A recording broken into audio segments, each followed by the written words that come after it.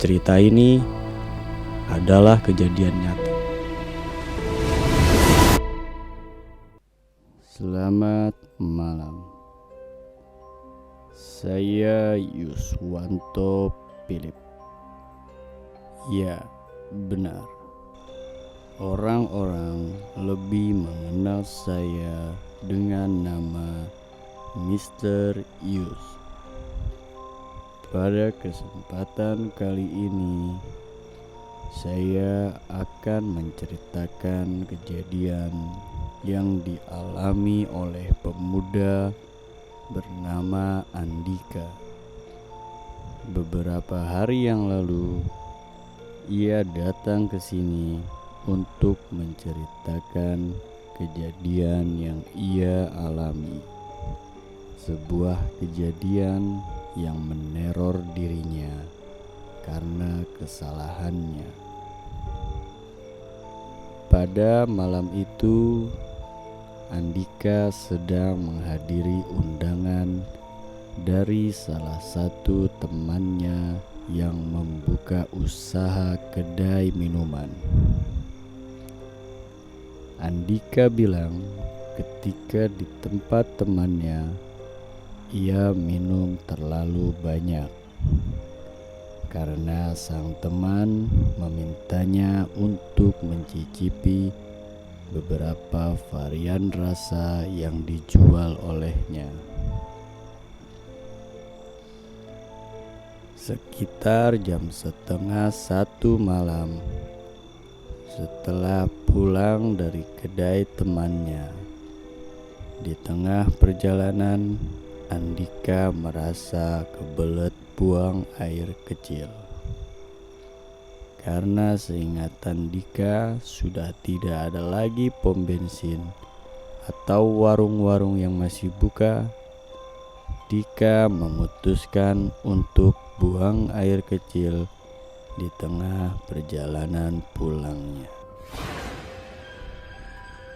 Ketika dirinya sampai di daerah yang sudah cukup sepi dan gelap, Dika langsung berhenti dan turun dari motornya.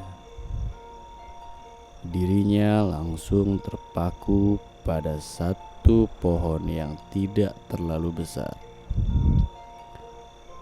Dika bilang karena dirinya sudah sangat kebelet dan merasa takut dengan keadaan sekitar yang cukup gelap dan sepi, Dika lupa untuk numpang.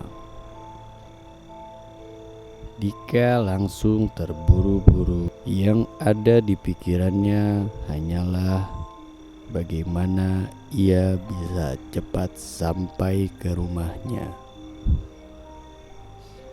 Namun ketika Dika mencoba menyalakan motornya, motor Dika tidak mau menyala.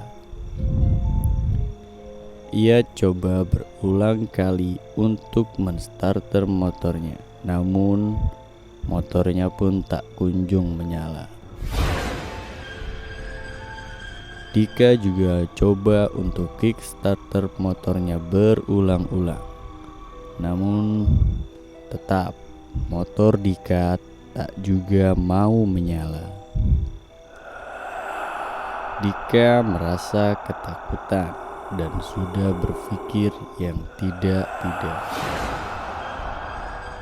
Dika berdoa agar motornya bisa menyala. Dan benar saja, ketika Dika kickstarter motornya lagi, entah bagaimana caranya motor Dika mau menyala. Dengan terburu-buru, ia langsung menancap gas motornya untuk segera sampai ke rumahnya. Sesampainya di rumah, Dika merasa lega dan sudah tidak lagi dihantui rasa ketakutan atas kejadian motornya yang tak mau menyala. Dika langsung beranjak masuk ke kamar tanpa sedikit pun melepas atau mengganti pakaian yang ia gunakan saat itu. Dika langsung naik ke atas ranjangnya dan membuka handphonenya. Sekitar 15 menit berlalu, Dika merasa lapar dan ia langsung beranjak ke dapur untuk memasak mie instan. Nah, ketika Dika sedang memasak air, tiba-tiba Dika merasa seperti ada angin yang bertiup kencang di belakangnya. Angin yang terasa dingin dan kencang meniup bagian belakang Dika. Dika kaget, lalu menoleh ke arah belakang. Dika berbicara dalam hati, "Ada angin dari mana ya? Perasaan pintu rumah saya sudah ditutup semua. Aneh." Tapi Dika nggak mikir yang macem-macem. Lanjut, Dika memasak mie instannya. Tetapi tak lama kemudian, Dika merasa seperti ada seseorang yang sedang memperhatikannya dari belakang.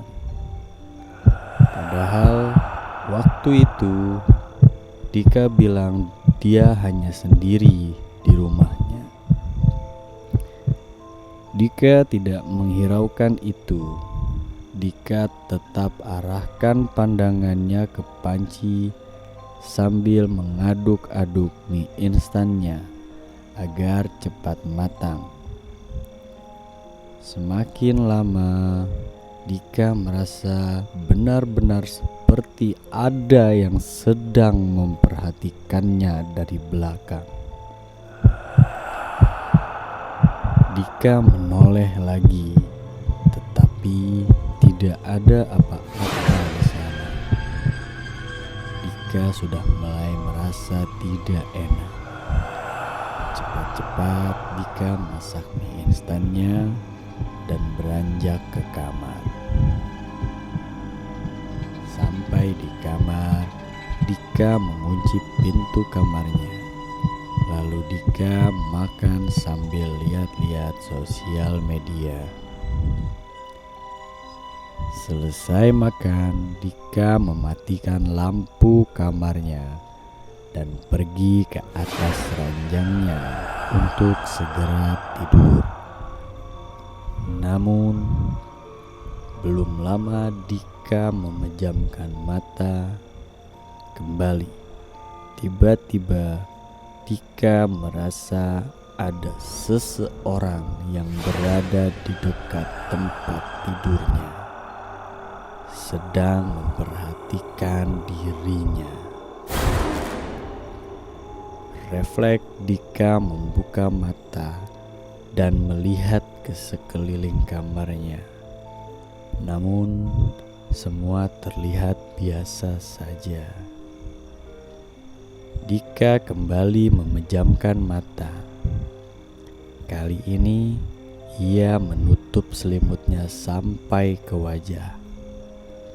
Dan lagi-lagi, Dika merasa seperti benar-benar ada orang yang sedang berdiri di dekatnya. Bulu kuduknya berdiri. Dika merasa ketakutan. Ia tidak berani untuk membuka matanya. Jantungnya mulai berdebar-debar. Akhirnya Dika membaca doa-doa agar dirinya merasa tenang dan bisa tidur dengan nyenyak.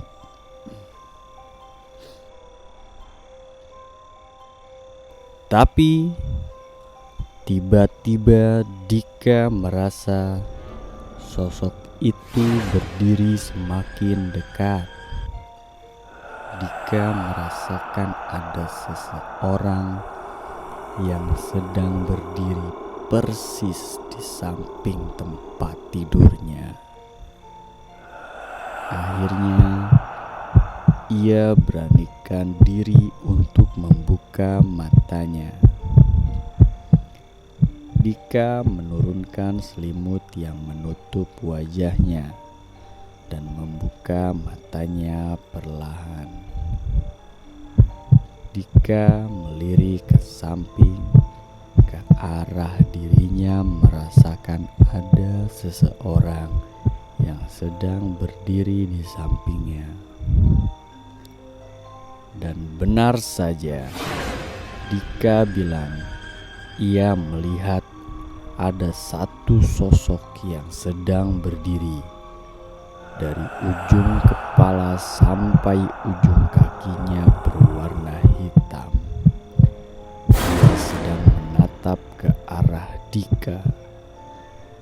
Dika terkejut bukan kepala.